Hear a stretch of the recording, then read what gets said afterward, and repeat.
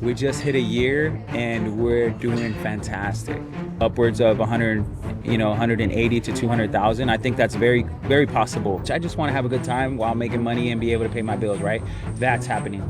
5, 6 clients at one time. You're talking about $300 an hour. Man, if I had the answer to that, I'd write a book and I'd be rich and we'd be doing this on a mega yacht or something. Well, like they say, no risk, no reward, Absolutely. right? So you sounds like you took a really big risk. For sure. I'll be.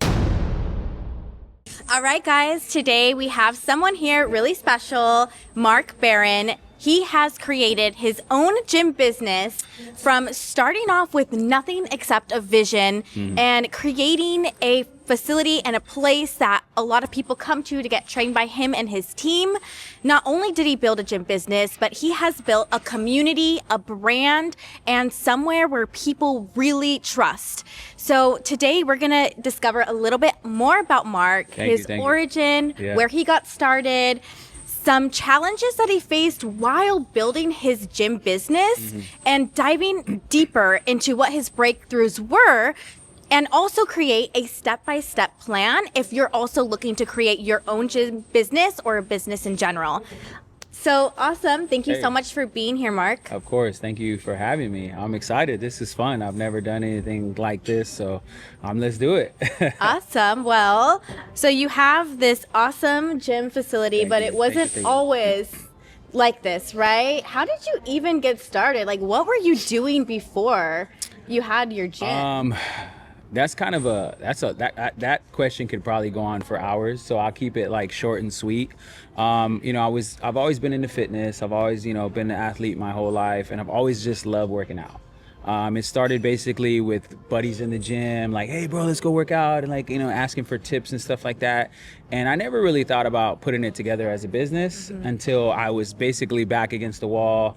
I didn't know what to do with my life. I wasn't happy working in construction and stuff like that. And I ended up running into somebody who was like, you should be a trainer. And it just kind of clicked, and then I started, training as a personal trainer at another gym. And I'll be honest, things just kind of blew up for me. And I think it was inevitable to eventually open my own spot and to kind of tackle my own goals and set new goals and just kind of be there. But I've always been in the fitness industry. Like, I used to be in supplement sales and stuff like that, and other types of things like that. So I think it was just inevitable to eventually open my own, you know what I mean? Yeah. Wow. So it's been fun. So it wasn't always in the fitness industry. I remember you also mentioning to me that you were even a bartender at some point. So construction, bartender. How did you go from that mindset switch to, being a bartender and then going into a business mode? Well, if I'm being 100% transparent and honest, I was only bartending for the chicks.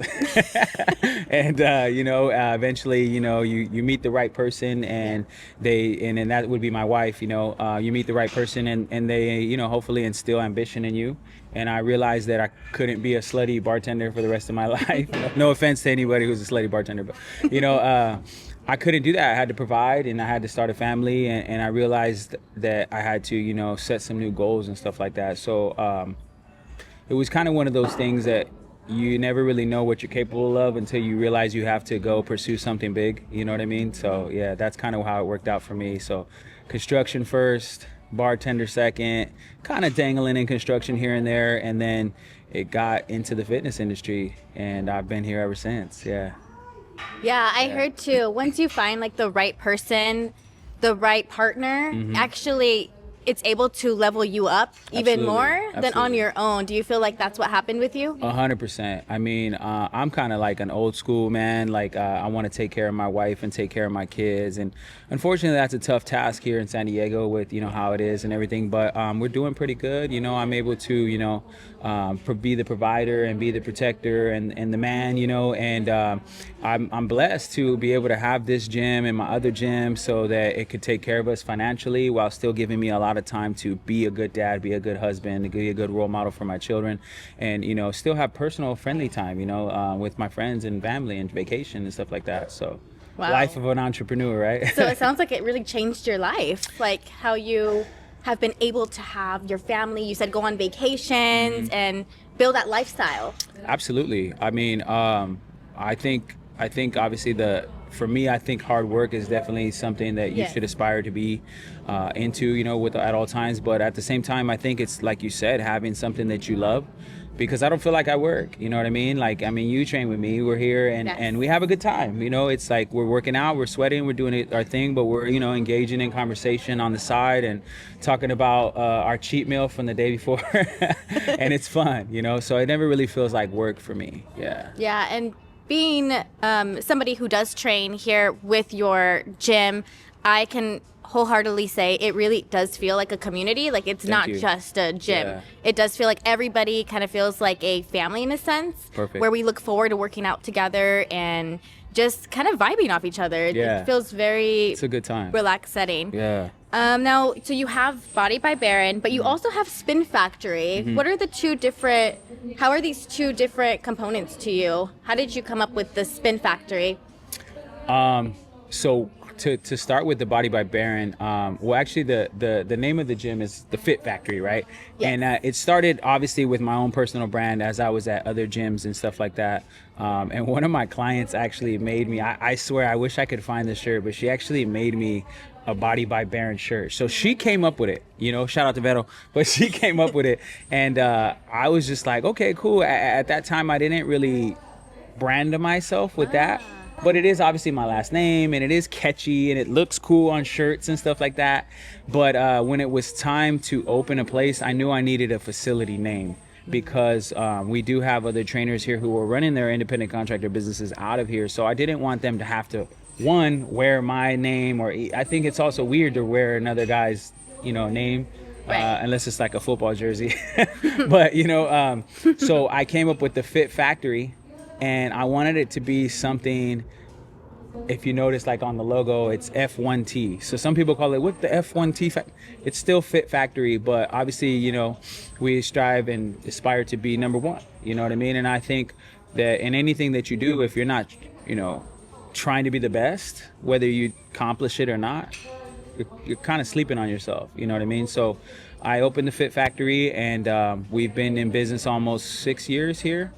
And then as of late, I took on a new challenge and I opened the Spin Factory. So I kind of a play on words with the Fit Factory, Spin Factory, same thing, the SP1, and I opened that one because of the same thing you just said, the community, the vibes. And it was something that I tackled overnight. It was crazy. I took a second. Obviously in the real estate game, I took a second out, or a HELOC out. Wow. And I just went with it. I didn't know much. I just knew everything was double what I was thinking, and money was going fast, and I was purchasing bikes and figuring it out as I went. We just hit a year and we're doing fantastic. Yeah.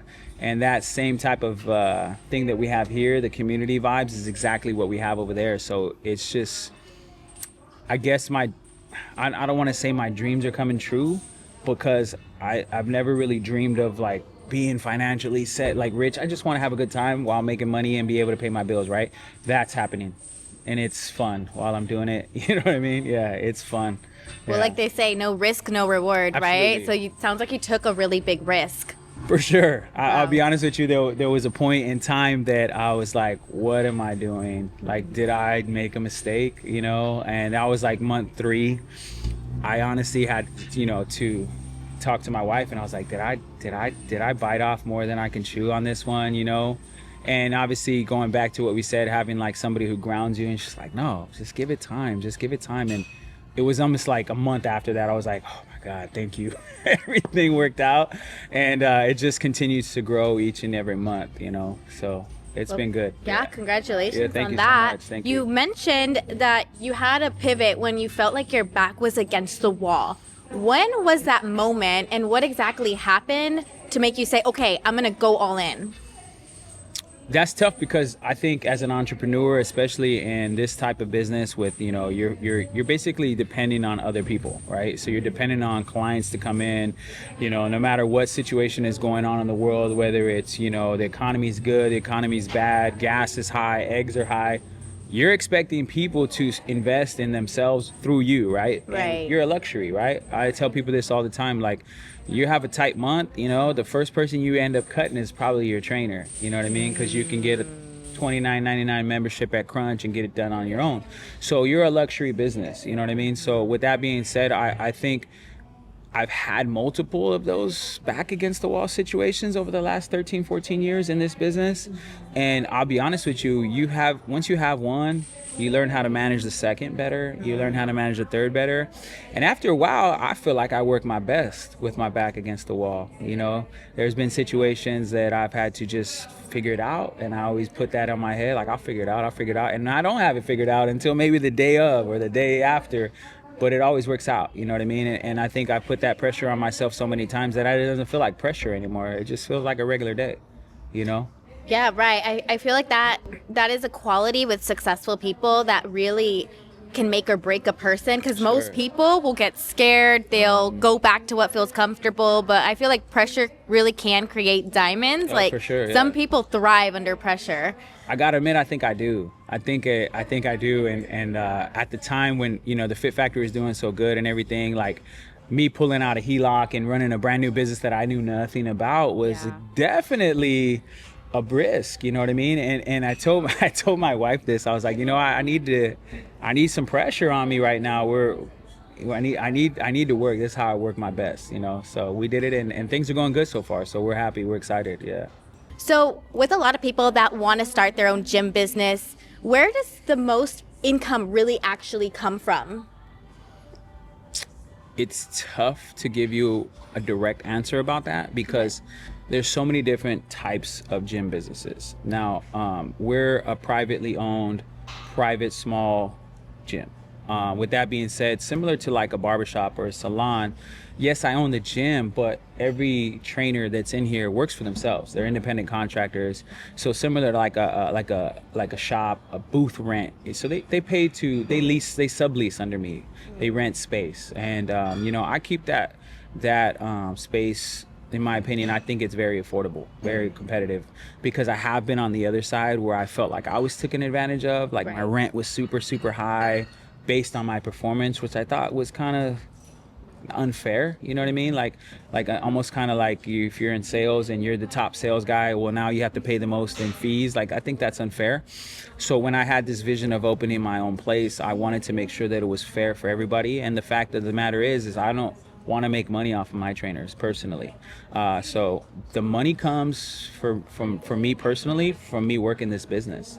I've had friends come in like, hey, I want to invest. I'm like, invest in what? There's no money. Like, the money is covering the gym rent and, the cleaners and little stuff like, cable and internet, but there's no extra surplus of money that we can invest in. That comes from me working my business, so I'm still one of the guys. I'm still one of the trainers. I'm still in the trenches with you, grinding, setting the example. I'm not just coming in and collecting money and walking out, you know what I mean? I'm still here as part of the team. And so that's tough to say. To answer your question, I don't know. In commercial gyms, I know they bank off memberships and stuff like that, but that's really not our forte here, you know what I mean? So I would say that the money's gonna come from your individual hustle, your individual grind, you know what I mean? And that's obviously difficult because it's a tough business, and there's a gym literally next door to us right here. And, you got to kind of provide different services, but at the same time, you have to be consistent, and you have to, have the knowledge and the know-how to give people what they're looking for, Wow, yeah, that sounds like the real truth. With a lot of people don't want to get in the trenches and do the hard work. Yeah. And how do you also set yourself apart from other competitors that are also, small gym businesses, kind of like yourself, that has their own brand too? Like, how do you set yourself apart? I've always said this. I'm not sure if people will live by this. I can only speak for myself and my team. But the first word in personal training is personal. So I try to be personal with everybody. Even like with you, you've only been with me a short time, but I know a little bit about you. I've asked questions, important questions and things like that. But for some of my clients that have been with me a long time, I know their husband's name. I know all their kids' names. I know their dog's name. I had a client who just lost a dog. It was a hard issue, and, I wished her well. And obviously, she just had an anniversary of her dog passing, and those are the little things that I think is important to set yourself apart, because everybody can train. I mean, I don't want to sound like it's the easiest thing in the world, but let's be realistic here. It's similar to the real estate world. You take your real estate exam, you can sell a house, and what separates you from other people is your connection to your customers, right? Your connection to the details that matter, you know what I mean? And so I kind of take that in with what I do here, those little tiny intricate parts that make me different, the connections that I have with my people, the conversations that I have with my people, remembering small details, remembering birthdays, you know what I mean? Like simple things like that, I think go a long way. Yeah, and you know what? It's funny that you say that, because since I've been working with you, posting you on my social media, I think in the community, especially of more South Bay San Diego, Sure. I've had people reach out like, oh my God, I used to train with Mark like 7 years ago. Like, That's oh my funny. God, he trained my nephew. Like, there's so many people in this community that know you. Wow, that's good to hear. Yeah. Yeah, that just came to my thought right now. That's amazing, because it does take a really good brand to establish that familiarity. Mm-hmm. I agree completely, and that's definitely one of the things that I've tried to just instill in myself, is just be genuine. Right. Whether it's something that you're attracted to or not, I'm gonna be my genuine self at all times. But more importantly, being a father in the community, and having my kids in sports too, and meeting other dads and moms that are into sports and stuff like that, I think that helps a lot too. Because I try to be as open with people as possible about athletics, about fitness training and stuff like that. And I think when you are genuine, like you said, people kind of just gravitate towards you. And I try to keep those connections alive. Even like you said, I don't know who that was 7 years ago, but I'm sure I still have them on Instagram, and I'm sure I heart them out a birthday post or something like that. And I just try to be genuine and connected with everybody. Okay, Mark, so what was one of your biggest learning lessons in either Body by Baron or Spin Factory? I would say it would have to be at the Spin Factory, is navigating people's personalities. I never really had to deal with that here. You kind of get what you get from me, as far as personal training goes. But having so many different people, and that's such a different, I guess I don't want to sound disrespectful, but gym girlies and spin girlies are two different vibes completely. Gym girlies are very, I would say, a little tougher, and not to say the other ones are weaker, but tougher skin. Like, hey, we're gonna lift a little bit, we're gonna get sweaty, we're gonna get dirty. And the spin vibe is a little more aesthetic. It's a little bit like selfies, lighting, cute aloe matching tops, which was a different vibe for me. And so having to navigate through people's personalities was a challenge for me. I'm not typically the best person at tiptoeing around people's feelings. And not to say that I'm a jerk, I'm just very direct. You're very raw and real. I'm very direct, and for some people that can be a challenge, Right. But that's how I like to be treated. I don't like people to beat around the bush with me. I like people to be direct. And so I tend to, just like we're taught as kids, treat others like you want to be treated. So I've always kind of instilled that in myself. That was a challenge. I had to pivot, make some adjustments on my own personality, not be fake in any way, and so I had to kind of see how can I be relatable, but at the same time be kind and soft. And so it opened me up to smiling a lot more, like, hey guys, how's it going? Which isn't something typical of me, but it came a little more natural than I thought, and I was able to adjust a little faster than I thought. And to be quite honest, I've made those connections now at Spin, and now everybody kind of knows, this is kind of Mark, it's just how he is, you know what I mean? But he means well, he loves you, he loves the community, he loves this place, he'll do anything for you, and I've kind of transitioned already into that. So that challenge was probably my biggest one so far. And now you're thriving, so you've been able to mold into different personalities well. Sure. What advice do you have someone who's maybe not so good about doing that and molding with different personalities? Man, if I had the answer to that, I'd write a book and I'd be rich and we'd be doing this on a mega yacht or something. But to be honest, it's tough. I am a man of faith and I am a man of religion. So I would say to pray about it. And if you're supposed to make those adjustments, God will help you make them for you. You know what I mean? Yeah, absolutely. So since you've had your business, What would you say the income potential for somebody owning their own facility for training can get them to?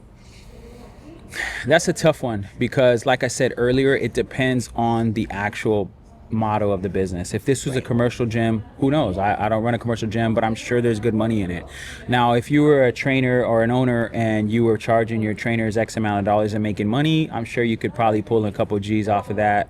But your real income potential is going to be your brand and your own personal training brand and what you want to charge. I personally only do small groups training, so I don't like finagle with the one-on-ones, which is very lucrative, you know what I mean? But I like the small group environment, the small group potential. I believe in my head that the small group potential is better. I mean, you're talking about 5-6 clients at one time. You're talking about $300 an hour, you know what I mean? So Wow. it depends on, you know, how many hours you want to work and you know how your lifestyle is set up. But I think it's very easy for a trainer in this area to make 100,000, and a very popular trainer can make upwards of 180 to 200,000. I think that's very, very possible.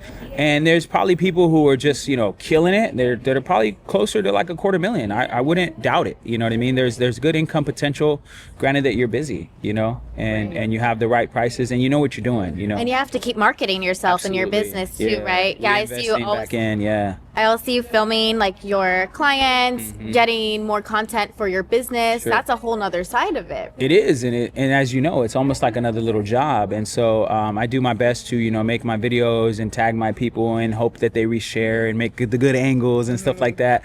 And for the most part, I've been blessed in that side to get people that want to be on video and want to share their experience and want to reshare and want to be, you know, in their matching tops and stuff like that and looking cute in their outfits. And it eventually pulls in friends of theirs like, hey, where are you training at? It's just like a natural thing, you know.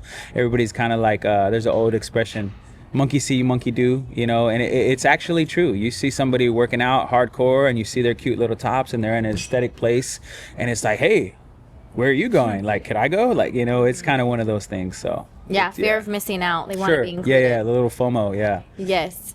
Okay, so for someone that wants to start out, how soon do you think they could start making 6 figures if they get really serious about building a gym business?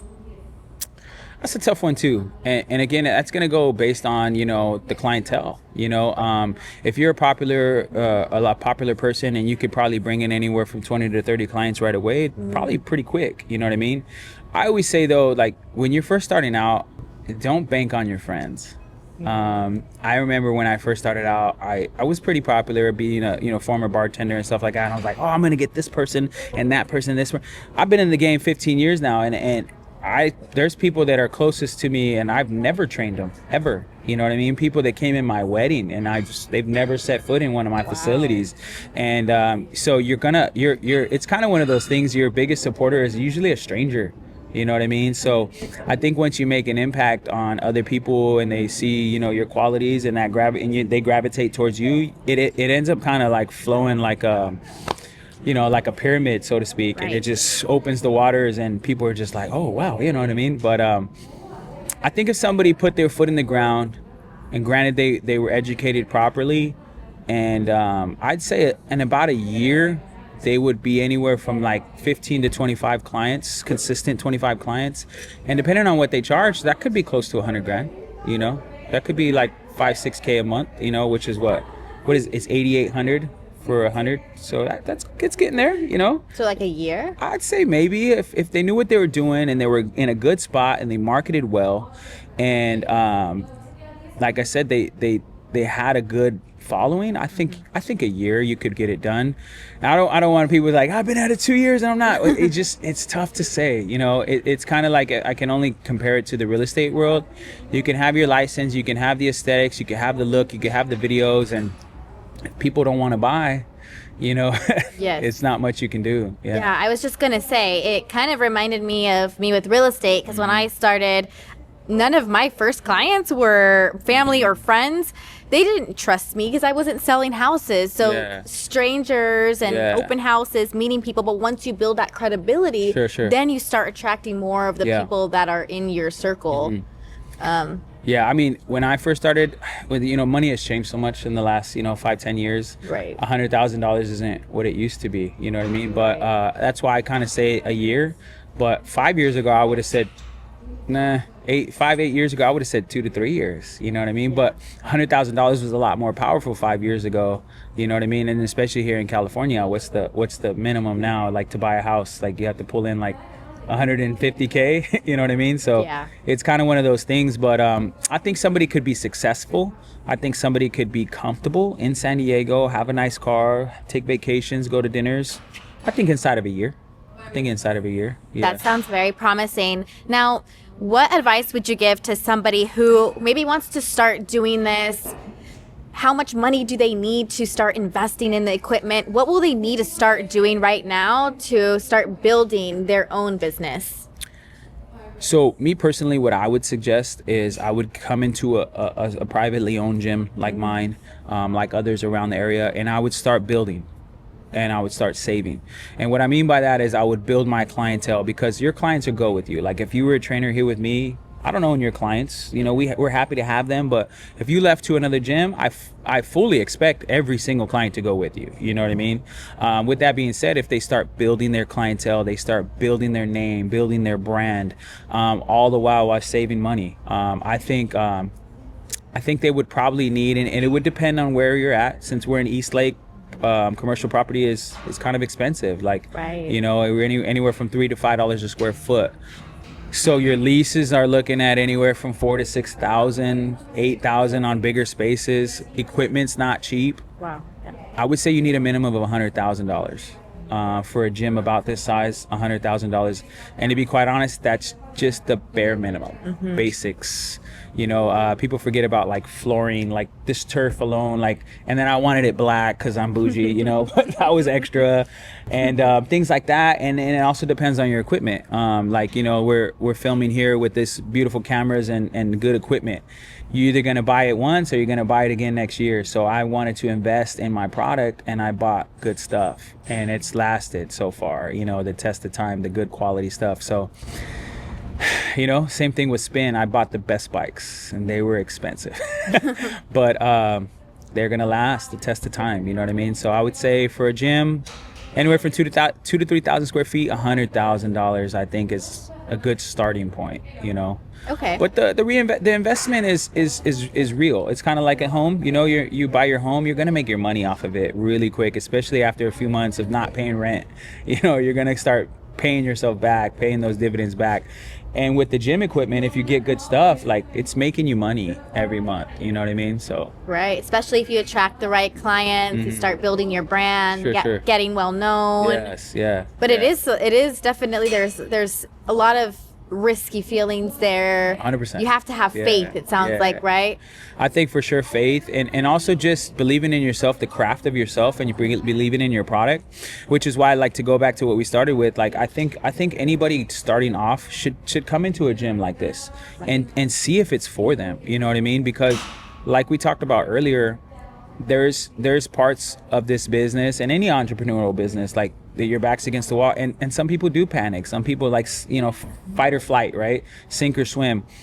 It may not be for you. You may want something a little more stable. I tell people this all the time. I could lose all my clients right now, and what do? I don't have a paycheck. You know what I mean? I'd have to go and figure it out.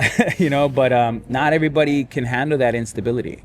So you got to kind of give yourself a shot first and see if you like it. Same thing as your world. If you don't sell houses, you don't get paid. Yeah. You know what I mean? And that's true with real estate. Tell them at least go and try it, join a team, see if you even like it first before you start going all in Absolutely. and investing. Yeah. So if you heard it here first, Mark did say to kind of try it out, go to a facility near you, or even come try out here at his gym. Let's do it. And see if you like the vibe, the environment, and if this is something you can really see yourself building. So Mark, let's pretend that you're 18 years again, and you're young, you want to get started in this. What would you tell yourself before you did this? What advice would you give yourself? Just business-wise or life, because it could get pretty deep. It could be anything that you would just want to tell yourself to prepare young Mark for his business. Okay. Well, I was a 19-year-old father, so we won't get on that side. But I would say, man, honestly, this is probably good life advice. Don't pull out like some weird credit cards. Just keep your credit good. Don't go buy some random girl a K Jewelers bracelet on a credit card that you can't afford. So keep your credit good and save money. To be honest, like save money and keep your credit good, because what I learned the hard way is, personal credit and business credit are two different things, and so business credit can get you places that you never thought your personal credit could get you, what I mean? And so I would say that keep your credit very good, and, pay your bills on time and save some money. That's what I would tell myself, because I was a wild one at 18, and I would spend it before I get it, like Kanye, So that's what my advice to myself would be. Save money. Keep my credit good, because it definitely helps you long term, right? Yeah, even in the aspect of real estate, I was financially set enough to buy a home at probably like 30. Wow. But my my taxes and all that stuff when you're an independent contractor was bad. My back taxes, my credit was horrible, and I had to fix all that stuff. That ended up taking me 3 years, and at the time the market was so good. Like when I was, this is 12 years ago, the market was so good. People were buying, 3,000 square foot homes for $600K, you know what I mean? Or $500K at the time. And when I ended up buying my house, everything was so expensive, you know what I mean? And so it probably would have saved me quite a bit of money, just having good credit. Absolutely. Yeah, that's something my dad taught me really young, and I'm so grateful he put me as a authorized user on his credit cards. That helped me build my credit really fast. Sure. So thank you, Dad. Shout out to the dads. Yeah. Thank you so much for sharing all of that. Now, what is something that you can tell our viewers that are maybe so terrified, they want to do the jump, they want to start training? Is there one last message you can leave them with to maybe get them out of that fear mindset into just going and doing it? I mean, yeah, 100%. I mean, I guess there's so many things that you see on the walls of places, motivational things, and obviously some of them are going to be gravitational towards you and some of them aren't. For me, the whole thing was you don't want to live with regret one day. If you're on your deathbed, hey, you know what, I spent it all, I lost it all, I made it all, I lost it all. But you don't ever want to be what if I tried that? That's what resonated with me, is that when I'm old and gray, I was too scared to get on a plane to go to Thailand, I was too scared to start my own business, and life is short. Take some risks. And if it's about money that you're worried about, you could always make more money. Money comes and goes. You could always make more money. You'll make it back. That's probably the best advice. You'll make it back. I love that. Mark, seriously, thank you so much for coming on here. Thank you for being so real and raw and really teaching us today about how to get started in this and sharing your story. Awesome. If you guys like this, please support the channel, like and subscribe, and come back next time to see all of the guests that we're going to be having, some amazing guests to learn from. And I hope you guys enjoyed this, and until next time.